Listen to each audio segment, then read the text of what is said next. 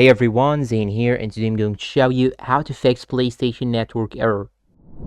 Now the first thing that you should do is to click on settings on the top right corner right here, and after that go to users and accounts and choose the other option on the left side, then go to restore licenses, then click on restore. This process will take about 20 seconds. After that, go back to the settings and choose system. Once you choose system, go to system software on the top, then go and click on system software update and settings. And now you will have to update your system by clicking on update system software. It will take a couple of minutes, and this was the second method. The third method is to simply go back to settings and choose network, then go to settings and click on set up internet connection, and after that go to the network that you are using right now, click on it, then click on advanced settings, and now you will have to go down till you find this option DNS settings, and if it is on automatic mode, change it to manual, and go to the primary DNS, change it to 8.8.8.8, and the secondary DNS, change it to 8.8.4.4. Then click on OK, restart your PlayStation and try to see if the issue is fixed or not. If it is not fixed yet, you can change the primary DNS to 1.1.1.1, and down below in the secondary DNS, change it to 1.0.0.1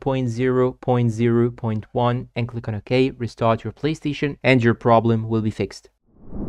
And that's all for today. If you find this video helpful, please don't forget to support us with like, subscribe, comment, share. Thanks for watching, and see you in a new video.